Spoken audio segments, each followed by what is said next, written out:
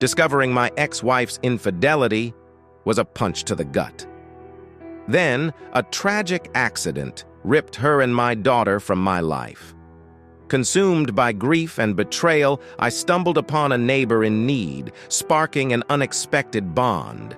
This story dives deep into heartbreak, shocking revelations, and the resilience of the human spirit. Don't miss this powerful emotional journey. Tune in now. Christmas has always been my favorite time of year. I married young and had 2 beautiful daughters, but my marriage wasn't perfect. We were young and in love. I was starting community college and Denise was starting her senior year. When we decided to get married, her family warmly welcomed me, making a huge difference. They made me feel like a real part of their family. Looking back, I think I loved being part of their family as much as I loved Denise. Our breakup was inevitable. 2 teenagers who knew little about life thought their love would solve everything. I was an average student, getting A's and B's, playing soccer and trying to get my diploma. I lost my virginity to Denise, who I eventually married. When things got tough, we didn't know how to handle it and started resenting each other. Her family often helped when they could, but the great sex couldn't fix our different wants, needs, and dreams. In the end, we gave up. Sometimes I think it's a miracle we lasted 5 years. Our commitment to our children helped us see our problems and form a surprisingly friendly truce for our girls. Even though Denise and I couldn't live together, we got along better when we were divorced. We shared our daughter's time, lived one neighborhood away from each other, and worked together to make sure our differences didn't affect the girls much. I rented an apartment downtown, but later bought a smaller house in the same school district to make things easier. Most of the time, the house was more than I needed, but when the girls stayed with me, it felt like home. The area was nice, mostly young families in old, small houses. People were welcoming, took care of their property, and over the years I knew many by name and exchanged greetings while shopping. I started living in the suburbs. This was our 4th Christmas since the divorce. Denise lived with Eric, who I wanted to dislike, but he was a decent guy with a great job and bad taste in sports teams. He cared for my girls without trying to replace me.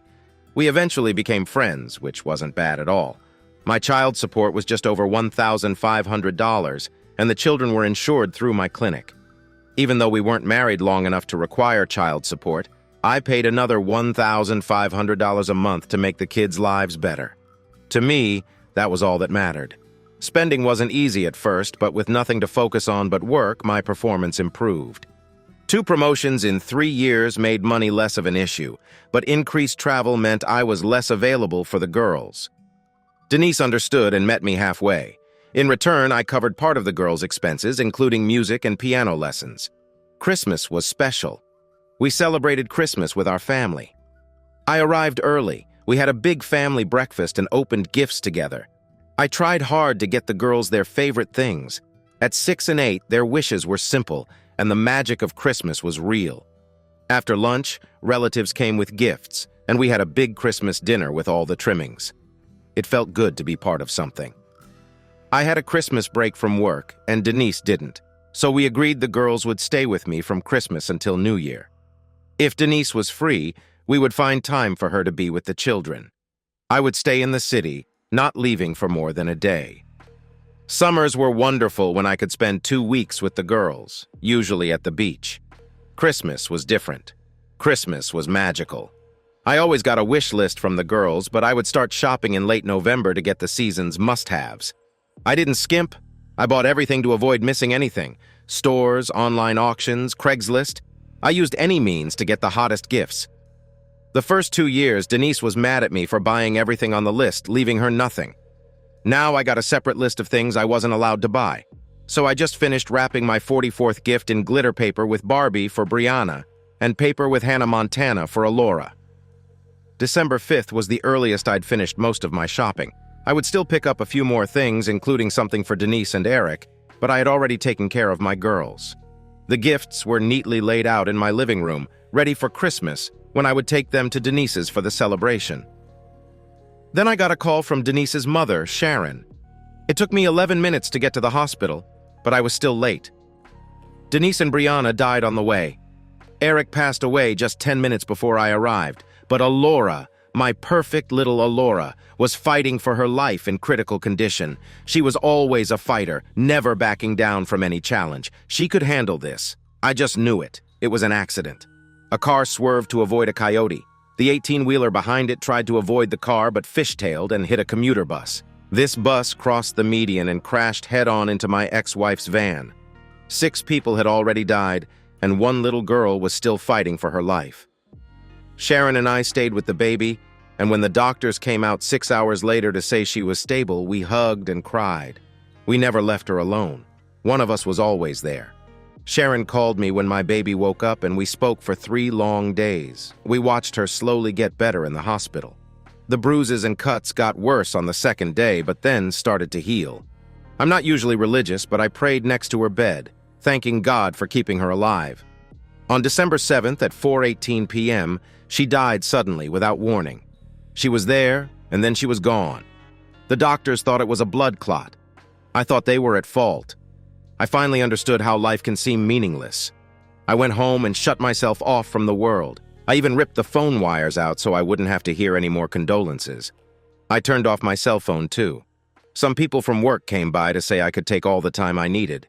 They brought food and news but left quickly. Denise's family handled the funeral plans. They tried to call and came by to see if I wanted to help. I gave them a $10,000 check to cover the girl's expenses, almost draining my savings. What else would I use it for now? I couldn't go to the cemetery, but I took a shower and put on my suit for the funeral. It was a gray, windy day with the ground still wet from the rain. It was the perfect, gloomy weather. I shook hands and kissed cheeks until I couldn't take it anymore. All those people with fake emotions telling me they were sorry and then going back to their perfect families. It made me angry. I spent 14 days in that dark house. No lights, no TV. I didn't wash or shave. I just sat in a chair or lay in bed. A few visitors came by in the first few days, but I rarely let them in, and soon they stopped coming. Only Katie, my neighbor, kept checking on me.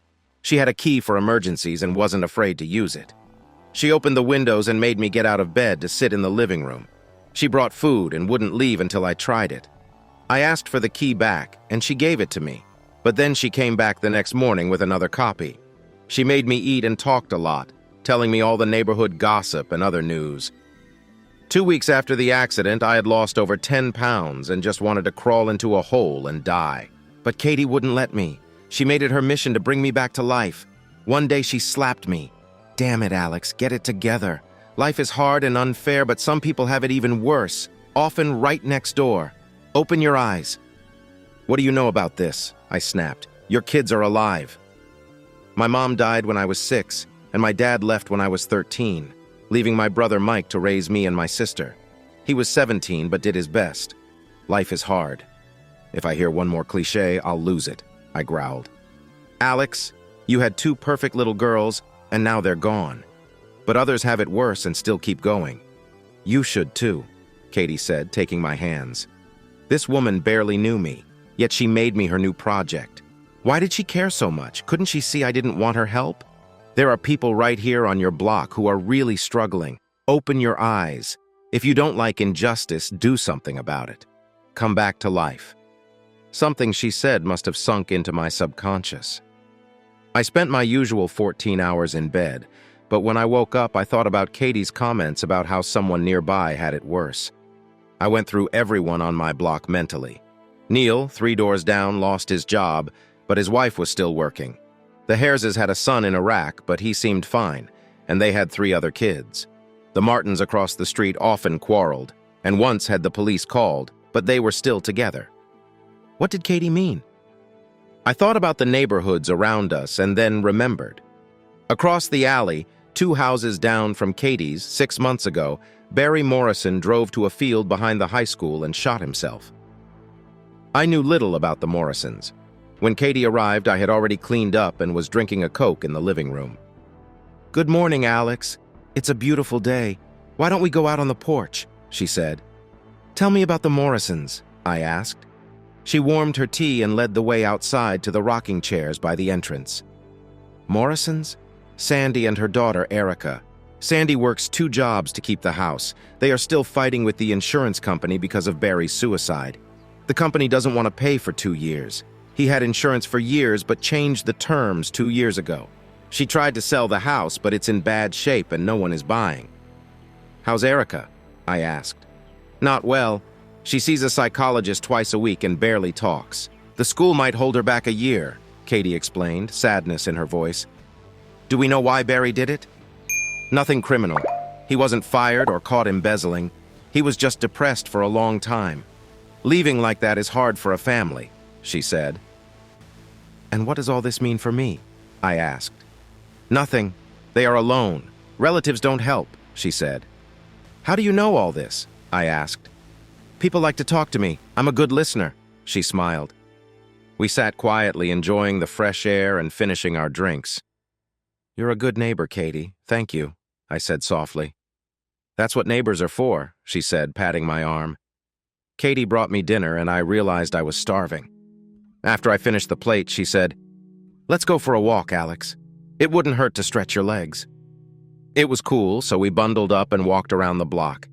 She told me about the people in each house we passed. She must be a good listener, but she sure talked a lot. Everything became clear when we approached Sandy Morrison's house.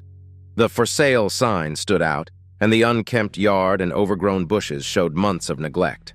The house needed work to sell. The paint was faded, and there were no Christmas decorations. Through the window, I saw a small Christmas tree with white lights. Katie went silent before we reached the house and didn't speak again until we were past it. It's sad, that's all, she said. We walked back to my house, talking about safe topics like the weather and social issues, avoiding the Morrisons. After the walk, I felt better and invited Katie in for Irish coffee. We drank coffee by the gas fireplace, warming up. Damn my neighbor and her good intentions. She made me think about others instead of my own suffering. I thought about those poor girls next door and what they were going through. It wasn't fair. I still wasn't ready for company. Angry, I threw my mug at the wall and sat down, trying not to cry. Katie ran her fingers through my hair before leaving, giving me some space. December 22nd, just 3 days until Christmas. When Katie arrived that morning, I was up and dressed in my work clothes. Coffee and bagels were ready. You got up early, she said, pouring herself coffee. It's almost 10, I reminded her. Not too early, she laughed. Lately, anything before noon is early for you. Any plans? I nodded. I thought I'd go to the Morrisons and clean up their yard, make it look better if they plan to sell it. That's very neighborly of you. I'll join you, she said.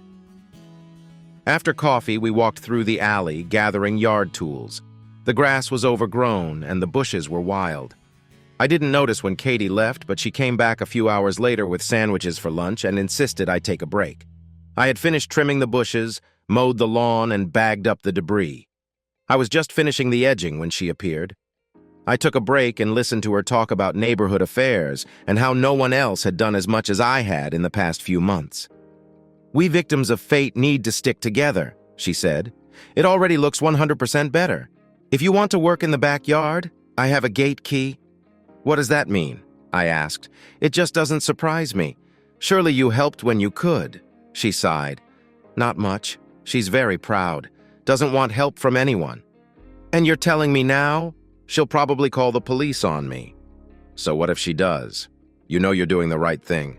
I'll bail you out if necessary. I let her unlock the back gate and saw that I had a lot of work to do. The backyard was worse than the front.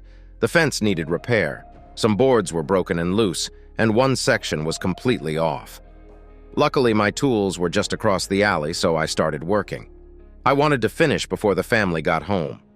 The biggest problem was a rotten fence post. A new post and some quick setting cement solved the problem. Within an hour, I could attach the fence crossbeams to the new post. Then I saw a girl, about 7 or 8 years old, watching me from the porch. Hi, I just decided to fix your fence before it falls. I hope you don't mind. She shook her head. She stood and looked at me, making me feel out of place. I was a stranger. She shouldn't be talking to me. Maybe I should leave. I'll just clean up here and head home. I can finish later when your mom is home. I straightened my clothes and wiped my hands on my pants. I'm Alex Reed. I live across the alley, I explained, pointing to my house. She nodded. She reminded me of my own daughter at that age. Her hair was the same length, blonde, but not as blonde as Laura's. Laura, my perfect little Laura. I closed my eyes and saw her in the hospital bed, bruised and bandaged, fighting for her life. Her hair hidden under bandages, a few strands sticking out, dark with sweat. Her small body on the white hospital bed. I couldn't breathe. I turned away from Erica so she wouldn't see me losing my composure. She had already suffered enough. I felt tears welling up and headed towards the gate. I barely made it to the driveway. It was too much. I collapsed to the ground, sitting down with my head between my knees, covering my head with my hands. It was Christmas. Damn it, Christmas. My girls should be with me, shaking their gifts and trying to guess what was inside. Instead, Laura and Brianna were gone. Their lives ended before they saw the world, before they found their place, before they could fall in love. No more gift shaking, no more holiday sweets, no late-night parties to worry me, no driving lessons, no finding the right college, no first boyfriends, no test prep, no spring break, no graduations, nothing, never again. I cried, and Erica, the little girl who lost her father, stood next to me, her hand on my shoulder while I made a fool of myself. Erica, you know your mom doesn't want you outside if she's not home. You better go back to the house. Mr. Reed will be fine. He's just tired. Go on. Katie took my hand and helped me to my feet. Come on, Alex, not here. Let's take you home. She was right. I stood up, wiping my eyes with my sleeve. I'll be okay. Just give me a minute. I took a couple of deep breaths and straightened up. I'm fine. I just saw her too soon, but I'm fine now. I need to clean this place up and finish the fence. Fine, I'll help. It only took us a few minutes to clean up the mess and carry the bags of grass clippings out to the back curb. I took all the tools to my house and returned to finish the fence. I secured the new post with some boards and attached 2 panels with Katie's help. When we finished, we both stood back and looked around the yard. Much better. I'll go inside and make Erica a snack. That's about all Sandy allows me to do. Why don't you come with me? I don't know if it's a good idea. Sandy doesn't know me. She might not want me in her house when she's not there. Never mind, she'll be fine. Just come in for a minute. It takes only a few minutes. I followed her inside through the sliding glass door. Erica sat on the floor watching TV. I didn't look in that direction, afraid that seeing the wrong show would bring back more painful memories. Where can I wash my hands? I asked Katie. She pointed to the door. There. I headed to the bathroom. Don't use the toilet. It doesn't flush anymore. I heard water running in the toilet. I washed my hands and dried them on my shirt since there were no towels. Then I took the lid off the tank and inspected everything inside. It was simple. The chain connecting the stopper to the handle was missing. I lifted the rubber plug and saw it was under the lip, causing the water leak. I reattached the chain and checked the flush. It worked fine. I fixed it. The chain just fell off. Katie nodded and went back to making grilled cheese sandwiches. Brianna loved grilled cheese, but she wouldn't eat the crusts. I won't cut the crust off my sandwiches anymore. Taking a deep breath, I inspected the front door. Katie, I'll go home and grab the sander and paint. This door needs help. Let's do it. Sandy won't be home until late. If we're going to get in trouble for the yard and fence, we might as well go all the way. 15 minutes later, I was using a battery-powered sander to remove the worst bits of paint from the door. It wasn't much work. The door was practically bare already. I brought 3 paint options that I knew were approved by the Homeowners Association. What color paint do you think I should use? I asked Katie. Let's ask Erica. She returned with Erica. We're going to paint the front door. Erica, what color do you like? We had a choice between white, light blue, and dark brown. Erica pointed to the light blue and then sat down to watch. I had already removed the fittings, sealed the hinges and the lower kick plate. I laid out a rag and began to apply a layer of paint from top to bottom. I looked at Erica watching me. Next to her, I saw a small, bare Christmas tree with one small package under it. Christmas trees should be big and full of decorations, each with its own story. Special handmade ornaments, flashing lights, candy canes, tinsel, and an angel on top. There should be gifts scattered underneath, so many that you can't even get close to the tree. This was the first year I didn't have a Christmas tree. We used to pick out the biggest tree and decorate it together with Christmas songs playing and sipping eggnog. Not this year, and never again. I stopped painting and stared at her. A long drop of paint ran down the door. The little girl looked at me as if she understood. Would you like to help me? I asked. She looked around as if asking if I was talking to her. "Yes, you," I said. She nodded shyly. I pulled out a small brush from the paint bucket. "You can paint here along the edge of the panel. Use this detailed brush," I showed her. She nodded, dipped her brush, and started painting carefully. "Good job! It's perfect!" I went back to painting the top half, sometimes bending over to paint below. She saw what I was doing and began to back away, making me lean further. "Hey!" I said in mock indignation. "You're doing this on purpose!" She giggled and kept painting. It was nice to hear her laugh. "When you're done painting and tormenting me, you can touch up the edges of the hinges and the kick plate," I said. Erica nodded and continued her careful painting. I ended up kneeling next to her, painting the bottom half while she worked on the trim.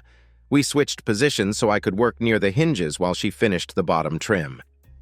"Not bad," I commented, handing her the paint bucket to dip her brush into. I closed the paint pan, peeled off the tape, and stepped back to look at the result. Erica stood next to me, her blonde hair reminding me of everything I had lost. I took a deep breath. "Not bad at all. Do you think your mom will like it?" I asked. She thought for a moment, then smiled and nodded. I held out my fist for a fist bump like I did with my girls. She hesitated, then bumped her knuckles against mine. We enjoyed the last of the daylight as dusk fell. Katie came out and stood next to us, giving her approval. "The blue is perfect. Great choice, Erica." Erica stopped admiring her work, looked at Katie, and then went back inside to watch TV. "Are you ready to finish for today?" Katie asked. "Yes, it's better not to rush while you have the chance." We cleaned up and hid all traces of our presence in the house except for the door, the yard, and the fence, and the toilet, though that didn't really matter. When I got home, I cleaned up and sat down, thinking about what I had done. I had mixed feelings and a bit of guilt for taking liberties in someone else's home. But thinking about Erica and what she must be going through made me realize that anything I could do to help was worth it. The thought was dangerous. I realized I hadn't been polite to the people who tried to help me. Determined to change that, I found a new phone cable and connected it. I picked up the phone and heard a dial tone. Fine. I made a list of calls and got to work. I called my friends, neighbors, and colleagues one by one, apologizing for my behavior and thanking them for their concern. Each of them brushed aside my rude behavior and promised to help if I needed anything. With a few calls left, I wondered why no one was helping Sandy and Erica, who seemed to need it more than I did. I picked up the phone and dialed Denise's family number. I knew it would be hard. I apologized for leaving the funeral arrangements to them and thanked them for everything. Talking to Dan was tough, but talking to Sharon almost broke me. I remembered our time in the hospital with Laura and had to pause to control my emotions while Sharon sobbed. Even after the divorce, we remained friends, and I was glad we were close during that fateful time. I promised to visit them in the next few days, but Sharon insisted we sort out some papers. My last call was to Steve, my college roommate and best friend. I had hung up twice before, and it haunted me. He had left over a dozen voicemails on my cell phone. I had another reason for calling him. The phone rang several times before going to voicemail. I felt relieved, thinking I wouldn't have to face him. "Steve, this is Alex. I'm sorry that Alex, I'm here. Don't hang up. I'm here. Let me turn off this damn machine. Wait." I heard some rustling, and then the echo of our voices disappeared. "Oh my God, Alex, you're killing me.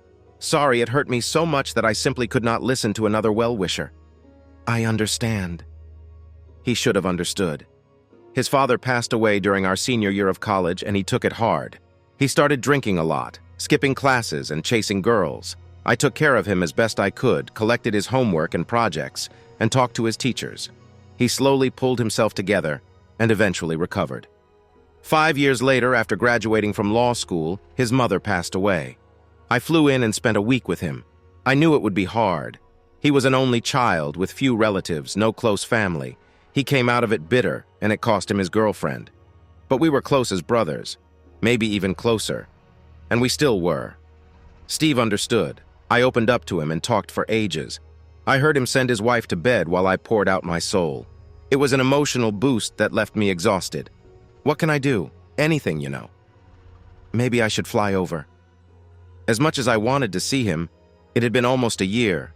He was a family man, and it was Christmas. No, Stay with your family. I'm feeling better now. And if I need to, I can call. Certainly. I also wanted to ask for forgiveness. Forgiveness? I'm sorry I couldn't do more for you when you lost your parents. I've never experienced a loss like this and couldn't understand what you were going through. Shut up. You were there for me, buddy, always when no one else was. I will never forget that. Enough said? Don't be upset about it. I couldn't help but laugh. Fine. By the way, there is one more thing you could do for me. Anything. That's what friends are for. That's what friends are for. The knock on my front door was not unexpected. 10 in the evening was a surprise, but the knock was not. As I approached the front door, I looked through the glass. A woman stood there. I had a pretty good idea who it was. I opened the door. Mrs. Morrison? She nodded. Come in, please. Can I offer you a cup of tea or coffee? I turned and entered the house, leaving the door open. In the kitchen, I poured myself a cup of coffee. Turning around, I saw her standing in the archway leading to the living room. She looked ready to explode, but I saw her take a deep breath and run her hands through her short hair. She looked young, too young to have gone through such a tough time. Right now, I don't want you anywhere near my house or my daughter, she finally said. I understand, and I'm sorry for interfering. I walked past her and sat in the living room. I can't explain it. I needed to do something to get out of this house. When Katie told me about your situation, I guess I got carried away. Don't mention her name, I could kill her. I understand. She was in my house every day, 3 or 4 times a day, interfering in my life. Interfering? That's for sure. She sat on the sofa opposite me. Listen, I appreciate your thoughts, and I'm sorry for your loss. She paused. We are fine. I don't need your help. I don't know you, and I don't want you around my daughter when no one else is around. You even painted my front door blue. A bit presumptuous, don't you think? I would have chosen a wood tone. Blue was Erica's choice. It's one of the 4 approved colors by our homeowners association. She rolled her eyes. Don't remind me. If they send me one more yard and fence maintenance notice, I'll lose it. She seemed to calm down, perhaps realizing those notices would no longer come. I know I should be grateful, but I don't need a stranger interfering in my life. Is that clear? You don't have to do everything for me anymore. I didn't do this for you. I did it for Erica. You don't know me, and I don't know you. But I know that this girl of yours doesn't deserve what she's going through. That's all I could think about. I just wanted to help in any way I could. She looked angry. I'm sorry you lost your daughters. It's a pity. But Erica is mine, my daughter, my responsibility, not yours. You're right. I'm not responsible for her. I don't know you. We live 3 houses away, and in 2 years we've never talked. For 6 months we were on our own. I definitely don't need you now. I don't know you. I don't want to know you. And I'm not sure I like you. Welcome to the club. I'm not sure I like myself either. Forgive me. Okay, I'm tired. You can go. She stood up and stomped to the front door, closing it behind her. It went better than I expected. December 23rd. I got up early, cleaned myself up, and even shaved. I had things to do. Katie showed up in my kitchen while I was making breakfast. At least none of us are in prison, she said. Not yet. You did a good job. Don't forget that. I know, but she was right. We should have asked permission. Hell no, she would never give it. Maybe we should leave her alone. If a man was drowning and couldn't scream for help, wouldn't you throw him a life preserver? A bit dramatic, don't you think? No. This is the 3rd time she's drowning and she's in complete denial. By the time she admits she needs help, it might be too late. She looked me over. You look good. What are you going to do? I need to run some errands, see some people, and go to work. Don't be late, she said, still in her caring mode. Do you need company? Thank you. I appreciate the offer, but I can handle it. Okay. You have my number. Call me if you need anything. The office visit was excruciating. I went in, thanked management for their understanding, visited a few friends, and let them know I appreciated their concern. The way they looked at me only emphasized how lonely I was. I was glad to get out of there. I stopped at a flower shop and filled the trunk with Christmas cacti. I visited everyone I could remember, expressing my gratitude and leaving behind beautiful plants. I told everyone the same thing. comparing my prickliness in the last few weeks to the roots of a cactus. I left a few plants on doorsteps with a note. By mid-afternoon, I felt like I had done my part. I stopped by Denise's parents' house, and Sharon greeted me at the door with a big hug, then burst into tears, wetting my shirt. She led me inside. "There's something you need to know, Alex." She spoke strangely, and I wondered what was the matter. "Denise left a will. She left you the house and the lion's share of her insurance, so you could take care of the girls if anything happened to her." I was stunned. It was so unexpected. I don't know what to say. Sharon patted my arm. "It's not what I expected, but if you think about it, it makes sense. What are you going to do?" "I'll probably sell the house. I don't need 2 houses. She had mortgage insurance. It will be paid off. You can rent it out and get a stable income." It was too fast. I couldn't think straight. "I need to think about this. I didn't expect anything like this." "I understand." She took my hand. "How are you?" "Better. Not great, but at least I can get out of bed. We're here if you need us. You know that, right?" "Yes, thank you. Next to the girls, you were the best thing to come out of our marriage.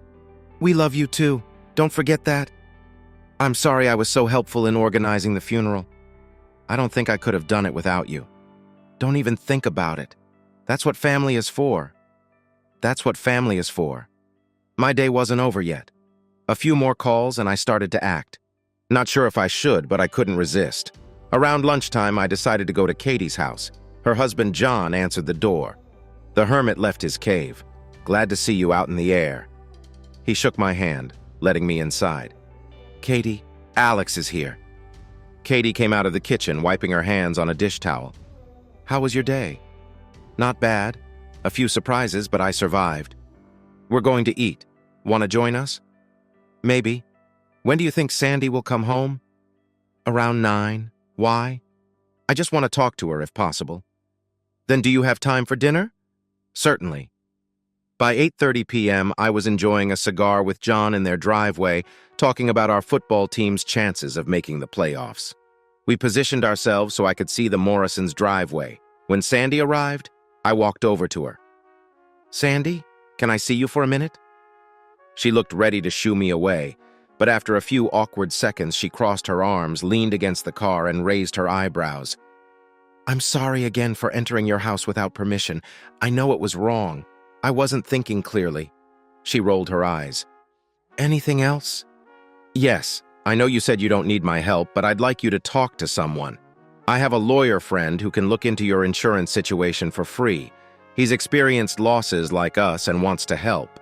If you call him, he'll see what he can do." She looked like she wanted to say no, but was thinking about it. She chewed on her lower lip, which was cracked. She looked exhausted. I took out his business card and handed it to her.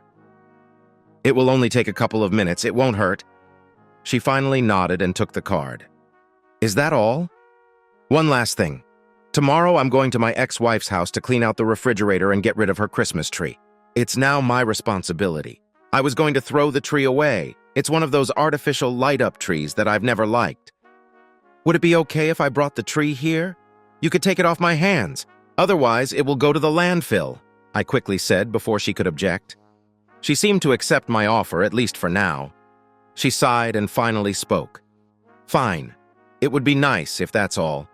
Now I'd like to go inside. My legs and back hurt, and I have to get up early tomorrow. This is all. If you want, you can call Steve tonight. He's a night owl and is waiting for your call. Good night." I quickly left before she could change her mind.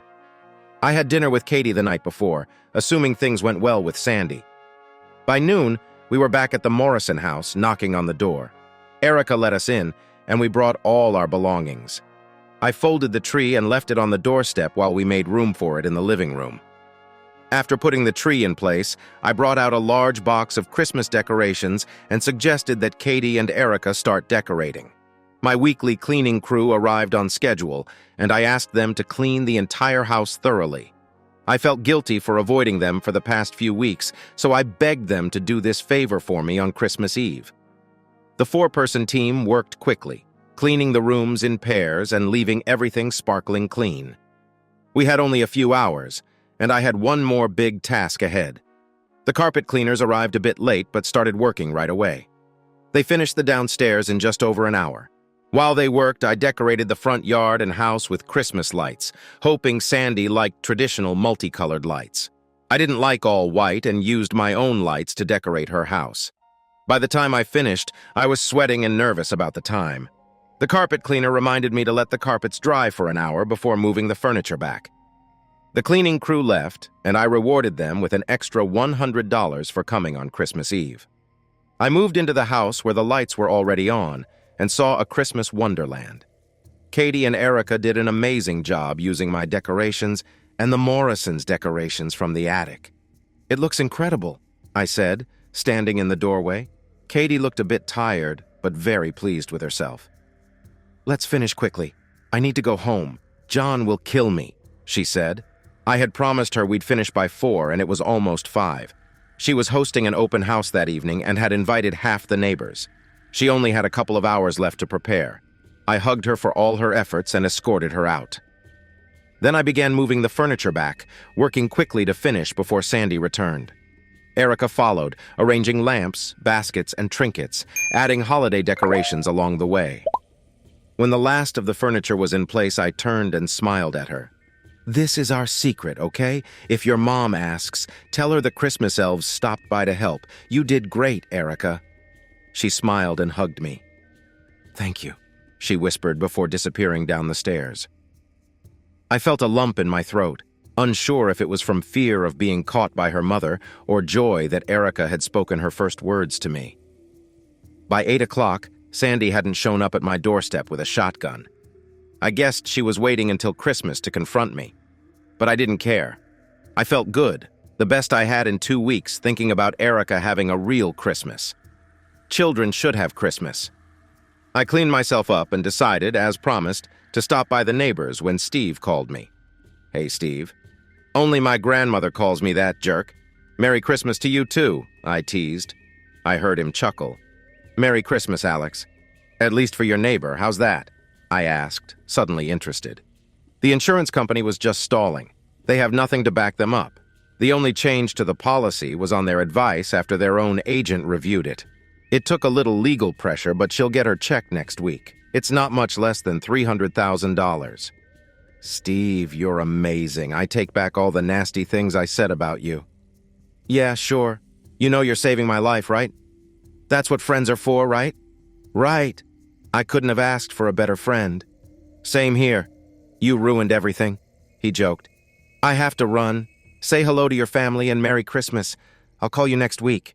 "You better. And Darla says hi. She made me say it. And don't get any ideas. Kiss her for me. I'll come after the holidays and do it myself." Funny guy. Try anything and I'll leave you with the credit card bills. "Okay, you win," I laughed. "Thanks again. Merry Christmas." "Hang in there, buddy." I showed up at the neighbor's house and stoically accepted the condolences, which put me in a bad mood. Within half an hour, I realized I had to leave, even if it made Katie angry. John seemed to sense my mood and took me outside to enjoy my cigar in peace, with a heavily spiked eggnog and a nice Rocky Patel Decade cigar. I was ready to stay a little longer when I heard a voice near the pool. It was Sandy, sitting alone with a nearly empty glass of wine. "I know I was bad, but I'm already done. What were you thinking?" she snapped. "I just wanted Erica to have a good Christmas, and I wanted to help you sell your house." She laughed, but it wasn't pleasant. "And you barely know me, yet you're eager to run me out of the neighborhood." Her words surprised me. "Not at all. I'm just trying to make things a little better." "What are you even doing here alone?" "I can't stand the way they look at me. It's like they think suicide is contagious. They don't know what to say. They avoid me or look at me like I'm a leper." "People can be jerks," I said. "I'll drink to that."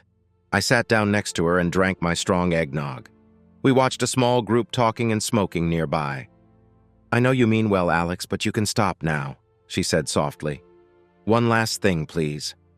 Steve called. "Everything is settled with the insurance. You'll get your check next week." She looked at me, stunned.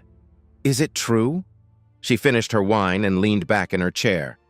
"They've been dragging their feet for 6 months, and now, just like that," she snapped her fingers, "they're ready to pay." "Steve is great." She leaned forward, putting her head in her hands.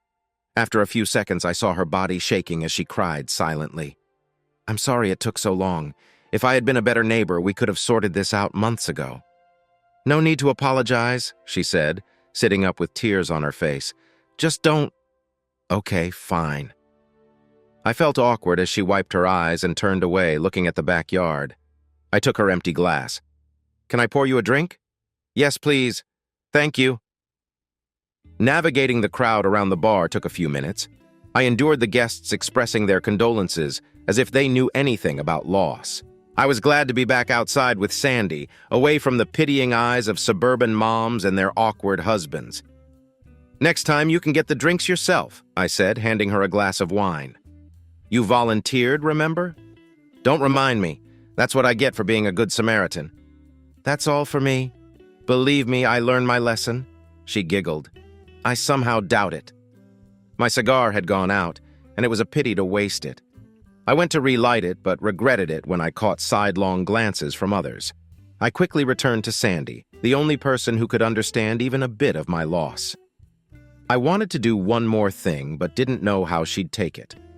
Sandy, can I show you something next door? She gave me a strange look. Can I take my wine with me? Of course. It will only take a minute. We walked to my driveway and backyard.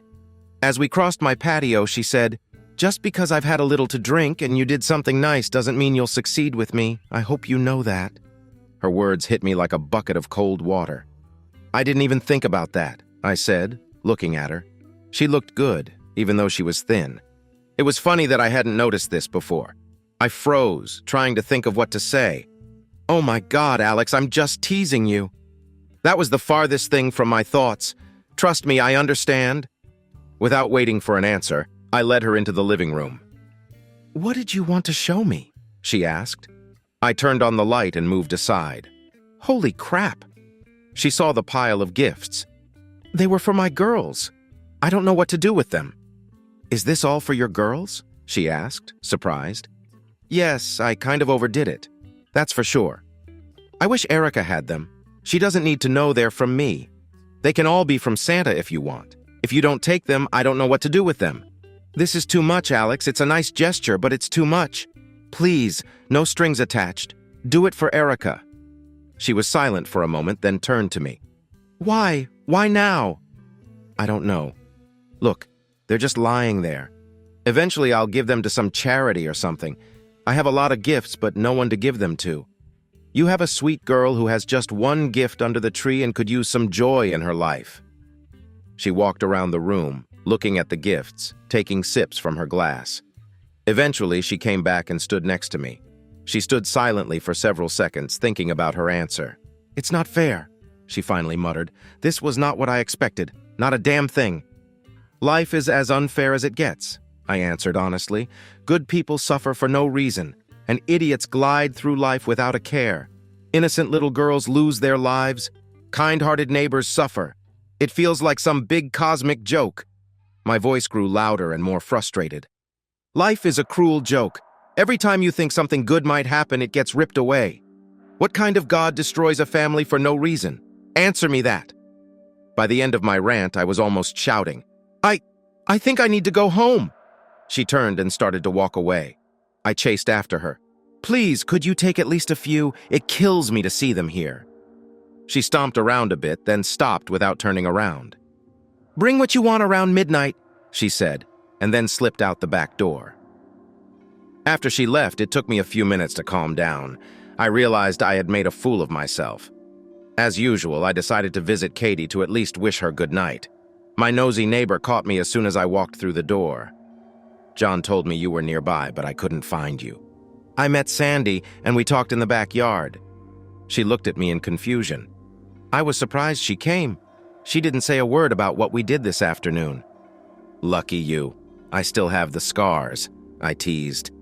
I then told her about our conversation, including the insurance situation and the gift deal. God bless.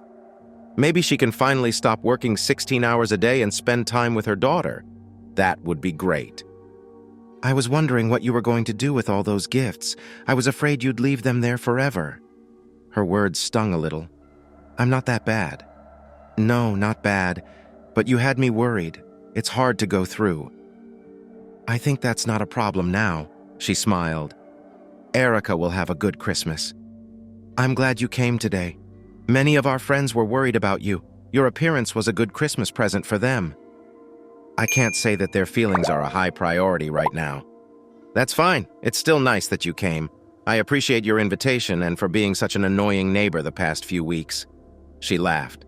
That's the nicest thing anyone said to me lately. I think you're feeling a little better, she said.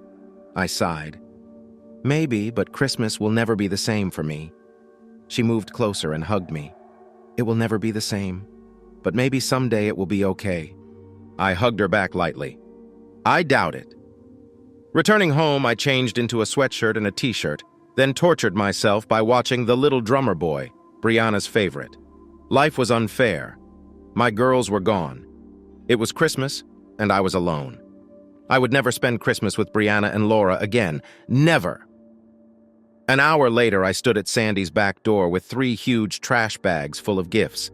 It took me 2 trips. I knocked softly, and after a few moments, Sandy let me in. She had changed into a regular robe and looked tired. I guessed she was waiting for me. Erica? I asked quietly. She's sleeping, she confirmed, taking one of the bags from me. Quietly, we walked into her living room and began laying out the gifts. I took the tags off each one, and she put new stickers on them from Santa. She asked what was in each gift, but I couldn't remember everything. I told her about most of them. She organized them according to my descriptions, dividing them into neat piles. After about 15 minutes, I saw her shaking her head. What? It's too much. My ex said the same thing every year, but the girls never complained. She gave me a wry smile. At least one of us will have a pretty impressive Christmas. Isn't that how it should be? I saw her nod, her eyes sparkling again. I decided to leave everything as it was. Until that moment, I hadn't thought of Sandy as a woman, just someone who needed help. But after she dressed up for the party and commented on my patio, I started noticing her more. She was thin, with short dark brown hair. She wasn't very big, but when she moved on all fours arranging gifts, I noticed her feminine curves. Her legs were thin but had decent calves. Some of her movements weren't very feminine, and I found myself looking at her pale inner thighs and her round backside. Her face was cute, with a small upturned nose, a narrow mouth with a curved upper lip, and natural full eyebrows above large brown eyes.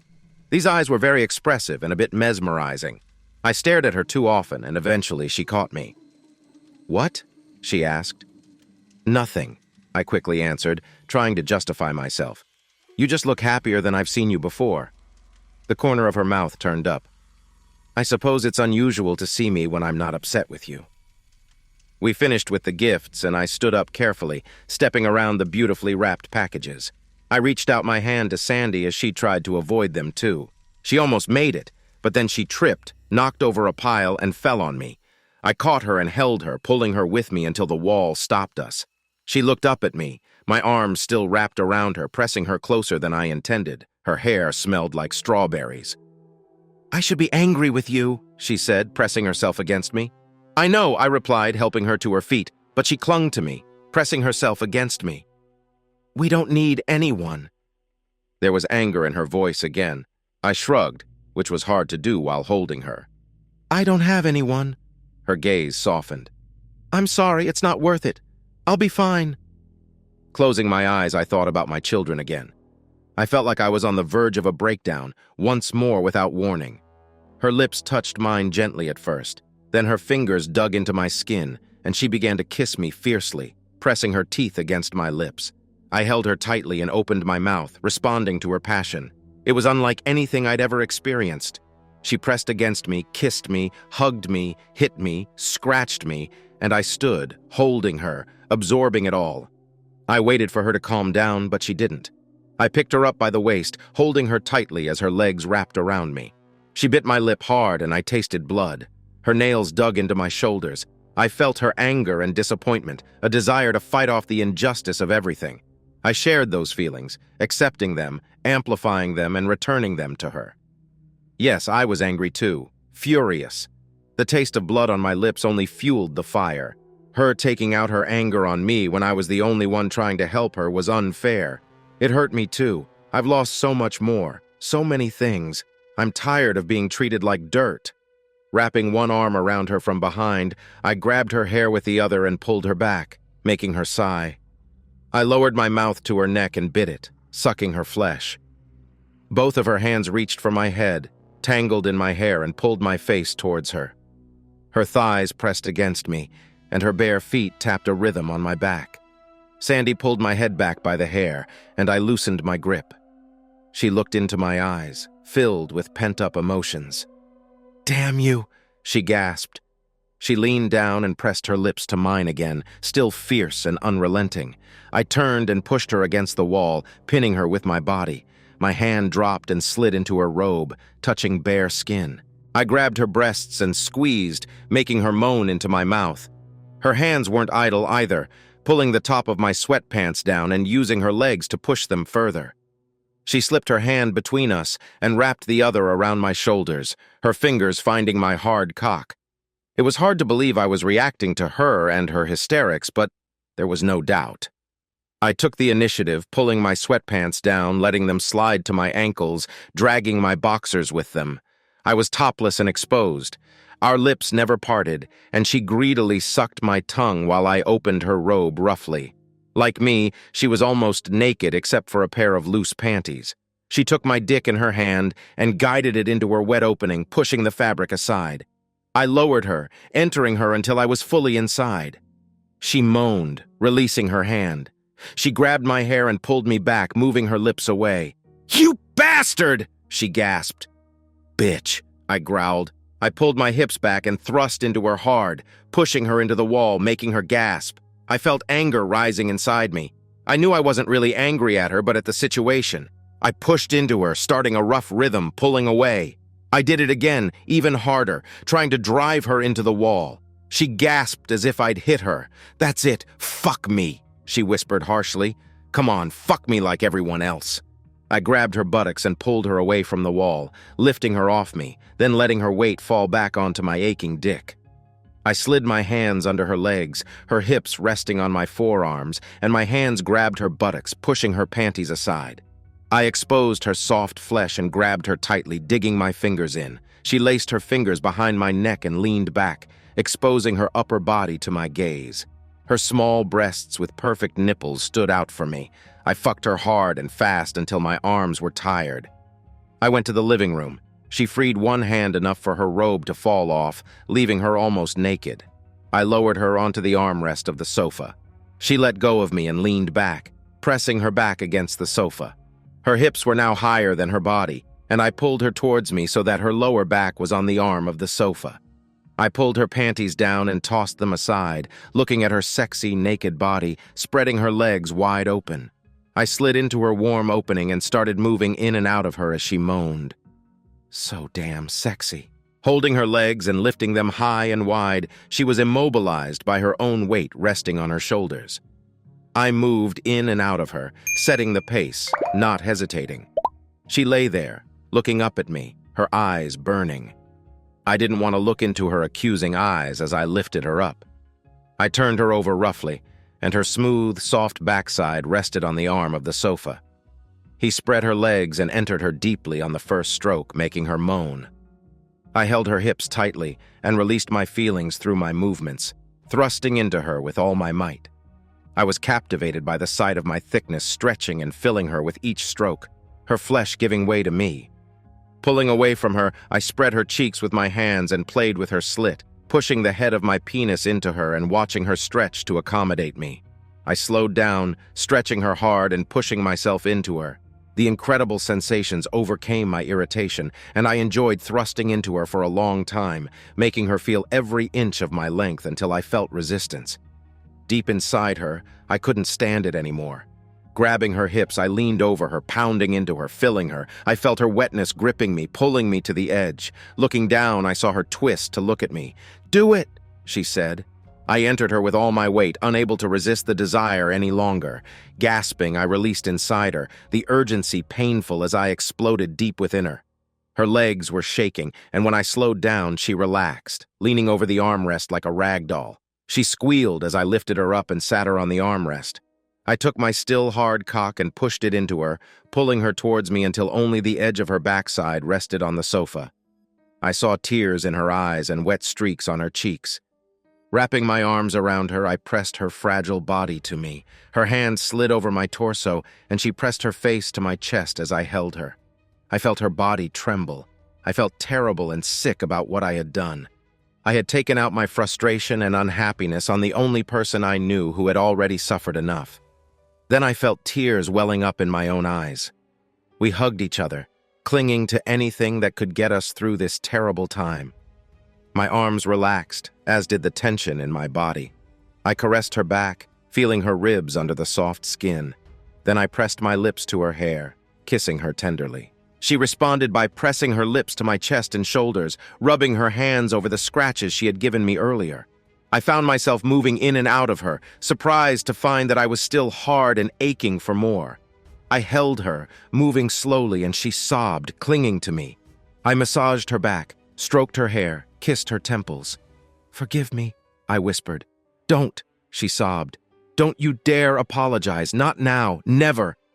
Pulling her head back, I kissed her tenderly. "I won't. Fine." She looked up and touched my lip, pulling away her finger, which was red with my blood. "Oh my God, I'm so sorry. I didn't want to do this." "No apologies, remember?" In response, she reached over and kissed me. When she pulled away, I saw a small red spot on her lips. I kissed her back, feeling her respond to me. Her legs spread wider to receive me. I looked down to see where I was going.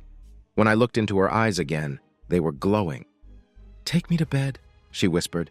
"Are you sure?" "No, do it anyway." I stood up carefully, my dear sister still impaled on me. She wrapped her legs tightly around me and grabbed me with both hands. I slowly walked up the stairs. With every step, I lifted her up and down. At the top of the steps, she giggled in surprise. "What?" "You're stronger than you look," she said, softening her words with kisses to my chest. "You are as light as a feather. I need to feed you," she smiled slyly. "Protein oral injection?"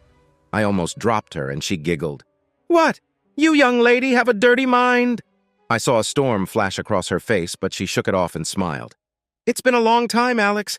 I'm not very good at flirting and teasing." "Same here, beauty. Be patient." She made a slight rocking motion with her hips, causing me to fully enter her again. She giggled. "Crap. I can't believe you can just hold me like that."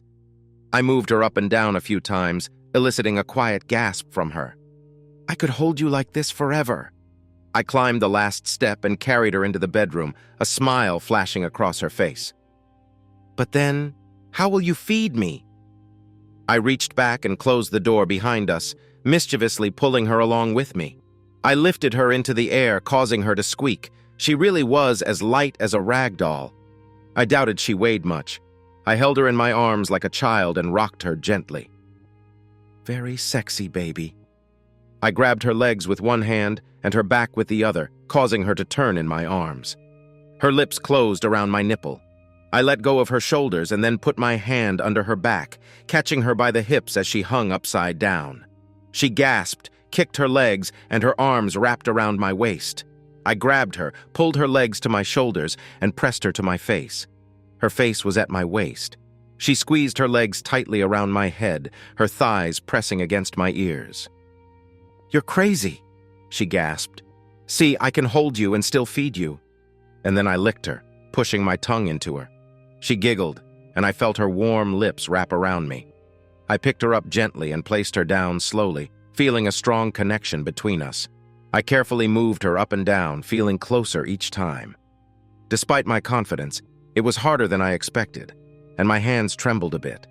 I steadied her and continued our movement together, walking towards the bed. She became more enthusiastic, engaging more as we moved. It felt incredible. I knew I had to be careful or I might lose my balance. With a final effort, I lifted her and gently placed her on the bed. She quickly sat up and invited me to join her. I reached out, but she signaled for me to lie down. "Now it's my turn," she said. I lay down and watched her approach. Then she began to show affection in her own way. She was gentle and attentive, using soft kisses and careful touches, always looking into my eyes. It was so pleasant that I couldn't help but make a noise. She gestured for quiet. "We need to be quiet," she whispered. I pretended to lock my lips, trying hard to stay quiet as she continued. Her dedication was clear. She was focused and careful, and I just let her continue, expressing my appreciation quietly as she helped me relax. She was gentle and thorough, and I could feel myself relaxing more with each moment. Her eyes were closed, and she was completely focused. As I began to feel more at ease, she adjusted her approach, increasing her enthusiasm. Finally feeling relaxed, I enjoyed her caring attention, reveling in the comfort she provided. Her dedicated efforts seemed to revive my spirits, and I was ready to continue our time together. Re-energized, she moved closer and guided us both. She joined me, moving carefully, and then settled in comfortably. It was a beautiful moment. She stretched out gracefully, reaching up as if touching the sky. She relaxed and leaned forward, her hands finding a resting place near me. "Thanks for this," she teased with a smile. "You're amazing," I responded sincerely. She looked sad for a moment. "It's nice to hear that," she replied. I held her close, comforting her. "You really are beautiful," I reassured her. She didn't seem convinced. "You don't have to say that," she murmured. But I meant it, and I continued to hold her close, moving slowly as we stayed connected. "Just hold me for a bit, okay?" "As long as you need," I promised, wrapping my arms around her, offering a feeling of security.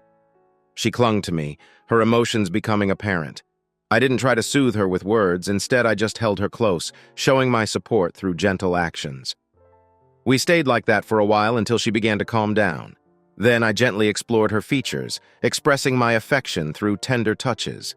She responded slowly, easing into the comfort we shared. I adjusted our positions, ensuring she was comfortable beneath me. From there, we continued, deeply connected. She seemed so delicate and precious. I reassured her with a kiss, which she returned eagerly.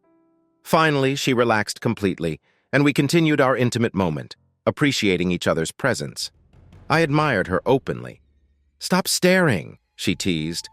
"I can't help it. You're so beautiful," I replied, wanting to remember every detail about her. "Am I too thin?" she asked playfully. "Nothing that a little care can't help," I reassured her. We continued quietly, enjoying the moment and each other's company, feeling grateful for the connection we shared. She lifted her legs up high, keeping them near her head. I stretched my legs out, pushing myself up before moving closer to her.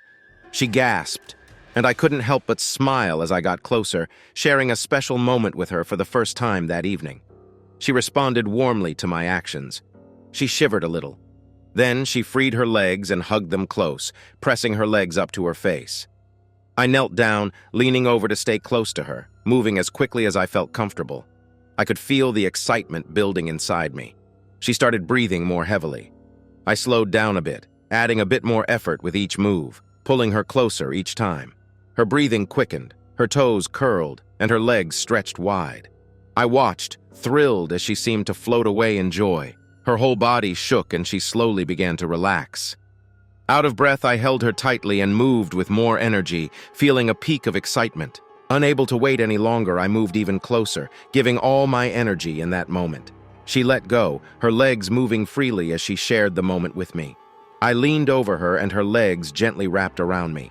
Her eyes wide with wonder, she looked at me, calming me. I kissed her softly. "You're amazing," I told her. She blushed. I've never felt like this," she whispered. I was tired all over, my arms and legs shaky from the effort. The front of my legs felt sore from our closeness, and I felt worn out. I rolled beside her and lay back, catching my breath. She turned to me and cuddled up close. I held her tight. There was so much I wanted to say, but I wasn't sure how to start. Instead, I kissed the top of her head as she held me tight. I stroked her gently, letting my hand rest lightly. She snuggled closer, crossing her leg over mine, lying partly on top of me. My hand wandered, touching her gently, feeling the connection between us. I closed my eyes, feeling her warmth. Her breath was calm and her arm rested across me. I kissed her hair again, enjoying the moment with this wonderful, lively woman. Suddenly, I woke up startled. I was alone in an unfamiliar bed, the blanket up to my chin. Sunlight filled the room, and I sat up, confused. It took a moment to remember last night, and I looked around for Sandy. I realized I was uncovered and quickly pulled the blanket up. My clothes were neatly folded on a chair. I quickly dressed and freshened up in the bathroom. When I returned to the bedroom, Sandy was there with a cup of coffee.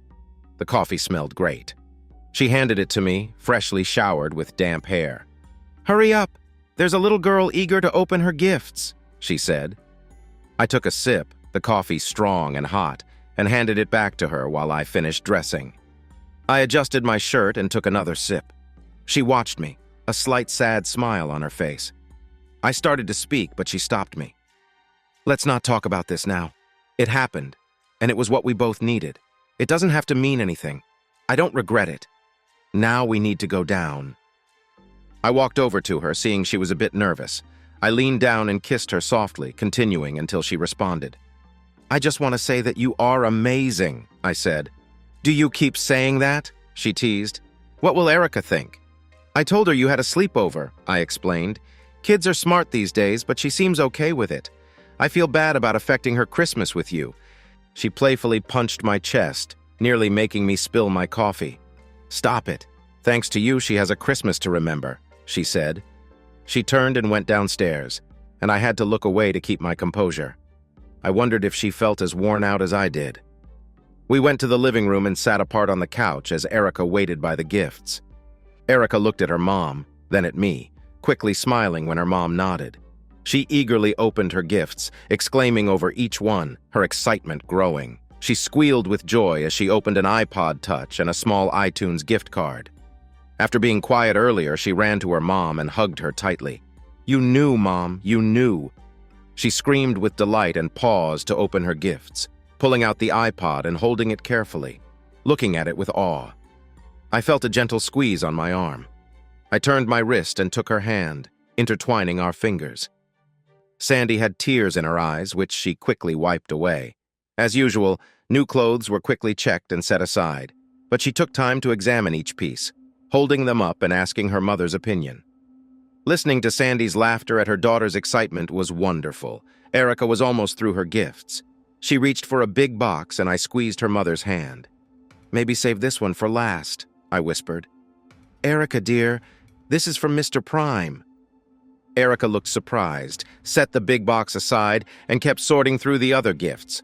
A wallet with $50 and roller skates made her scream with joy again, rushing to her mother's lap, both laughing together. Sandy smiled, taking the wrapping paper and stuffing it into a trash bag. I felt a bit sad. The gifts I had chosen with care were quickly being opened. I wondered how my Christmas would have been without these recent changes. Sometimes tears came to my eyes. Sandy moved closer, comforting me. Seeing Erica's joy helped me brush away my tears, taking deep breaths, knowing this is what my daughters would have wanted. Their hearts were generous. Sandy rested her head on my shoulder and I squeezed her hand.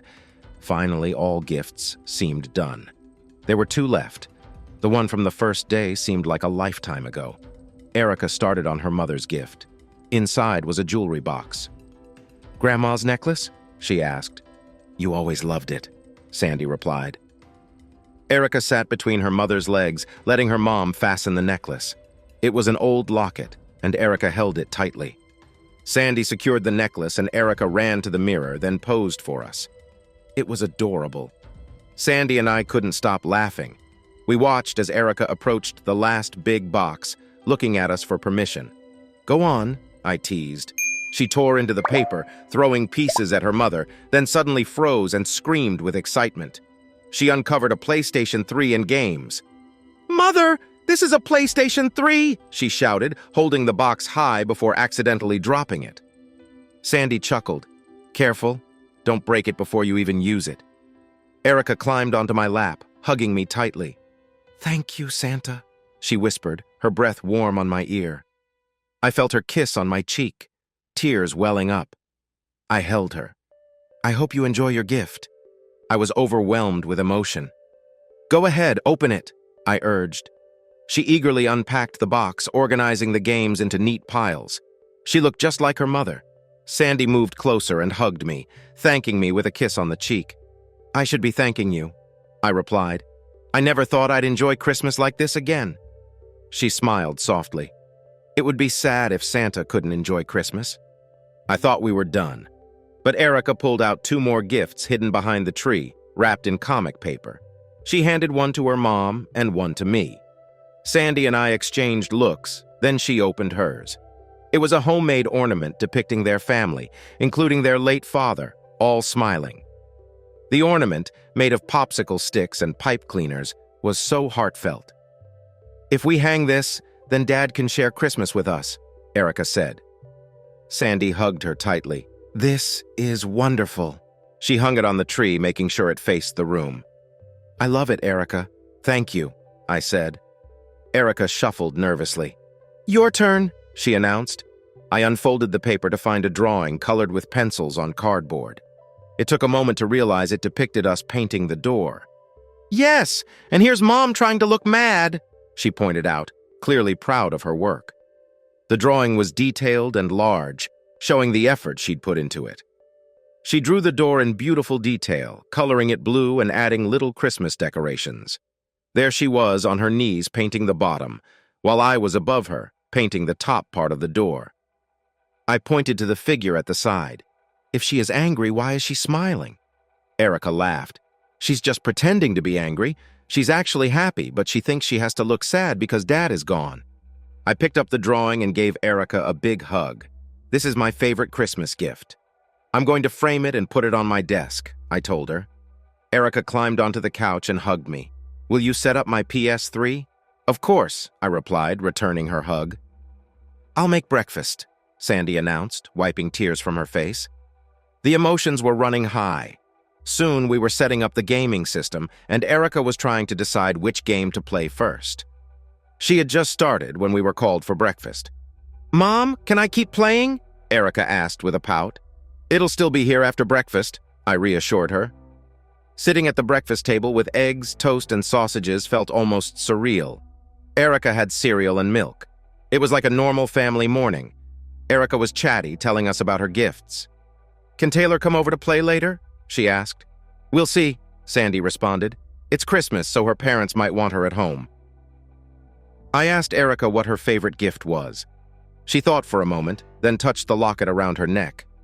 She seemed deep in thought. "I think it was your sleepover," she said, surprising me and almost making me spill my juice. Sandy was just as shocked. "Really? Better than the PlayStation?" Sandy asked. Erica nodded. "Mom is happy," she said, looking at Sandy, who was blushing. I ruffled Erica's hair. "I'm happy too. Happier than I thought possible." Erica looked serious. "I know your girls are in heaven too. They wanted you to have these gifts, right?"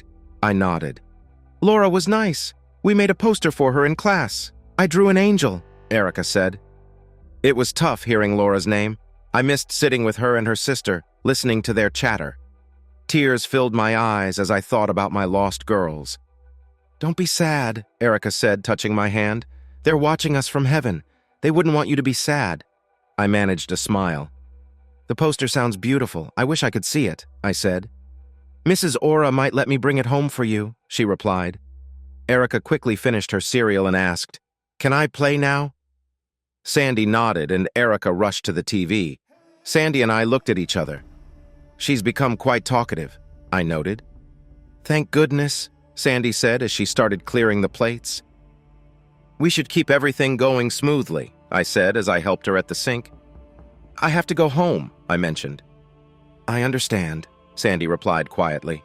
"I promised to visit my wife's relatives, but I'd like to come by later for dinner, if that's okay."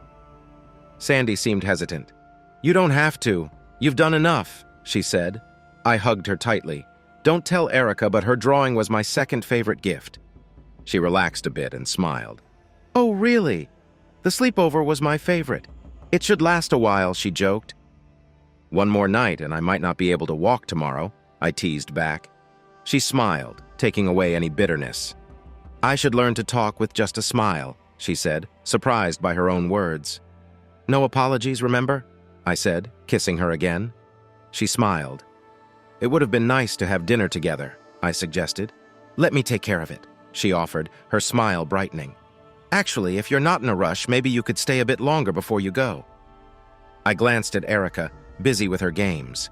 "She'll be fine for a few hours," I reassured her. She led me upstairs.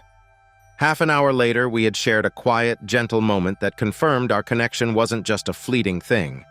A year has passed since that first Christmas. Life hasn't always been smooth.